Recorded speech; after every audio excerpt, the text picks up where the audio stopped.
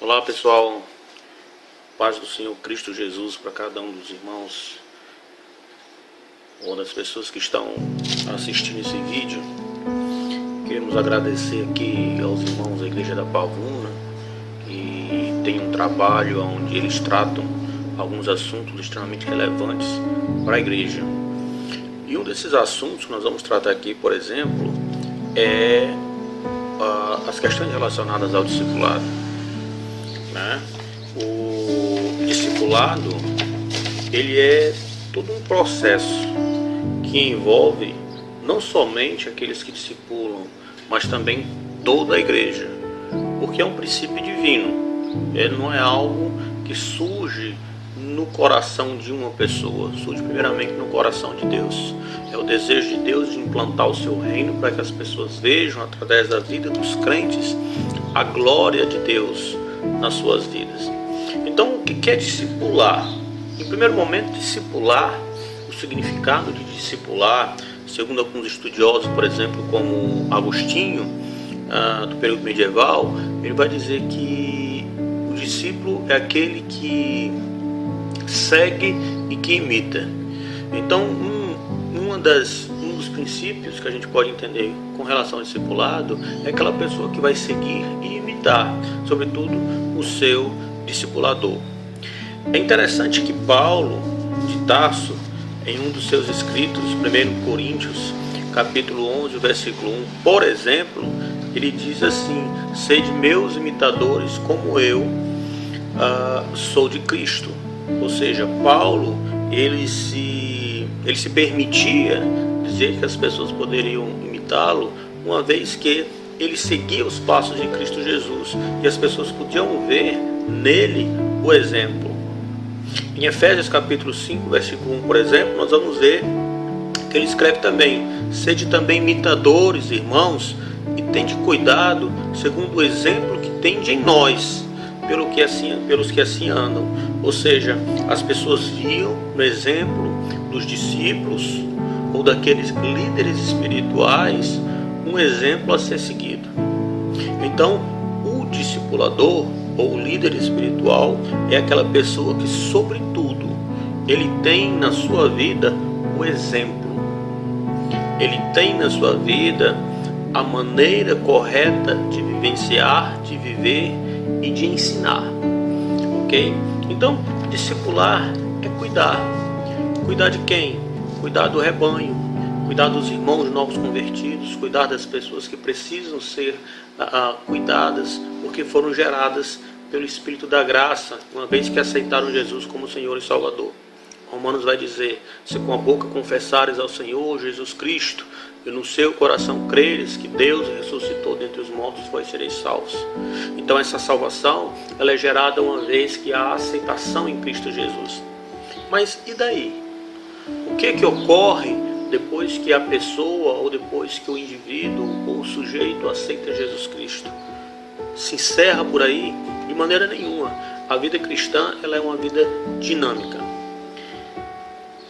Ora, a Bíblia Sagrada, em Mateus, no capítulo 28, no verso 19, Jesus ele nos deixa uma ordem. Ele diz: portanto, vão e façam discípulos de todas as nações, batizando-os em nome do Pai, do Filho e do Espírito Santo, ensinando-os a obedecer a tudo o que eu lhes ordenei, e eu estarei sempre com vocês até o fim dos tempos. Há uma promessa aqui.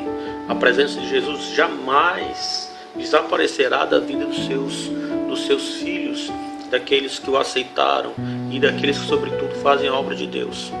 Fazer discípulos de todas as nações. Ele não manda fazer crentes, ele não manda fazer evangélicos, ele manda fazer discípulos. Ou seja, um discípulo é aquele que tem como base a vida de alguém ou alguém que o auxilie. Porque o discípulo, ele é um neófito, é alguém que está aprendendo. E para que eu ensine, eu preciso aprender. Então, ganhar multidões, nós podemos ganhar multidões para Jesus sem deixar de cuidar bem de cada cristão, ou seja, sem deixar de cuidar das ovelhas. O processo de discipulado é um processo de zelo, e de zelo extremo, pelo crescimento daquelas pessoas que estão adentrando a igreja do Senhor Jesus Cristo e que precisam ser acompanhadas. O reino de Deus é um dos fundamentos no processo do discipulado. Por exemplo, Mateus capítulo 6, versículo 33, ele diz: buscai, pois, em primeiro lugar o reino de Deus. O reino de Deus é nós falarmos do amor de Cristo Jesus e transbordarmos do Espírito para que as pessoas vejam que vale a pena ser cristão, vale a pena ser crente, vale a pena seguir os princípios primordiais da lei de Deus registrados na sua palavra. Ok?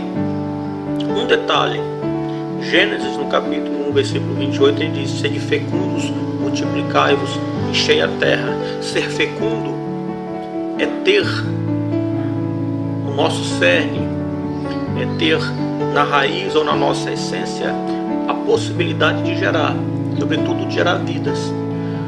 Uma árvore que não é fecunda, ela não dá frutos, ela não multiplica e, consequentemente, ela não pode encher a terra dos seus frutos. A igreja precisa ser fecunda, a igreja precisa gerar. O ser humano, o crente que aceitou Jesus Cristo, precisa dar frutos. Uma das razões que nós devemos discipular é exatamente que possamos, através dos nossos ensinamentos, através da palavra de Deus, que em nós é gerada, ensinar novos convertidos, novos cristãos ou aquelas pessoas que não estão tão bem preparadas a fazerem da mesma forma, gerar vidas.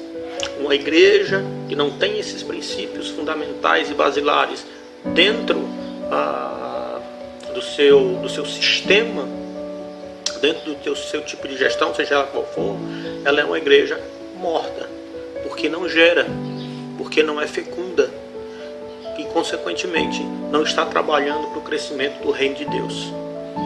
É somente um aglomerado de pessoas que se reúnem, mas que em sua vida, fundamentalmente, não tem vida espiritual da forma com que Deus quer.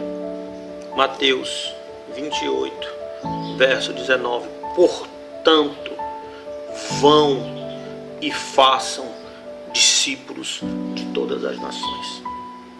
Isso é para a igreja, isso é para mim, isso é para você. Ok? Sede fecundos, multiplicai-vos, enchei a terra. Gênesis capítulo 1, versículo 28. Aqui a Bíblia Sagrada, na Bíblia Sagrada, Deus está falando para o homem, mas também o texto pode ser revertido para a igreja. Sede fecundos, multiplicai-vos, enchei a terra. Em outras palavras, ganhai almas, cuidai, zelai delas. Zelai por elas. Ok? Qual é o propósito do discipulado? Discipular é cuidar. Tudo bem, irmão? Já sei. Discipular é fazer com que o reino de Cristo Jesus ele seja transbordante na terra através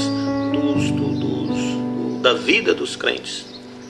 Em Atos dos Apóstolos, no capítulo 5, a gente vai ver que eles servem de exemplo, onde toda a sociedade passa a admirá-los pela forma com que eles viviam. Qual o propósito do discipulado? Existem dois pontos que eu gosto de tratar quando se fala de discipulado. O primeiro é edificar, o segundo é unir. Então, Mateus capítulo 16, versículo 18, Jesus ele diz assim: eu edificarei a minha igreja. Ou seja, a igreja precisa ser edificada. O propósito do discipulado é edificar a igreja em Jesus Cristo, que é a rocha, que é o fundamento da vida cristã. A igreja, ou o novo convertido, ou o discípulo, ele não vai ser edificado no seu discipulador, tampouco no seu líder. Ele vai ser edificado em Jesus, na sua palavra, aonde o discipulador vai apresentar através da palavra de Cristo Jesus os caminhos corretos a serem seguidos, através dessa bula de vida que é a Bíblia Sagrada. E o exemplo vai mostrar para o discípulo que vale a pena seguir estas regras, seguir essa palavra, sobretudo fazer com que essa palavra ela gere em nós a vida espiritual dinâmica que Jesus Cristo quer que nós tenhamos. Então, edificar é um dos propósitos do discipulado. A igreja precisa estar edificada na palavra de Deus, na palavra de Deus, que é a poderosa profecia de Cristo e de Deus para a nossa vida. O segundo ponto é unir, ou seja, juntar. Quando nós falamos em ajuntamento, nós estamos falando de aglomerado de pessoas, uma igreja esbarrotada, cheia de pessoas, onde as pessoas são indiferentes umas às outras, ou muitas vezes igrejas lotadas, mas cheias de pequenos problemas ou de problemas que não são solucionados, uma vez que são tratados com insignificância ou com falta de divisão espiritual, para que esses pequenos cardos e abrolhos sejam arrancados de dentro da igreja, porque uma vez que o mal se instale, ele pode se enraizar, e uma vez se enraizando, é necessário tomar providência. O propósito do discipulado é unir, juntar os crentes, auxiliá-los para que eles estejam unidos. Jesus, ele deixa uma advertência em Mateus, no capítulo 12, no verso 30, que diz assim: quem comigo não ajunta, espalha. Ou seja, se o propósito de Cristo é juntar, é unir, por que é que existem hoje tantas divisões dentro das igrejas? Tantas palavras ou tantas sementes lançadas com o objetivo de causar desunião, causar desconfiança dentro das igrejas. É porque esse fundamento ou esta palavra está sendo esquecida. Quem comigo não ajunta, espalha.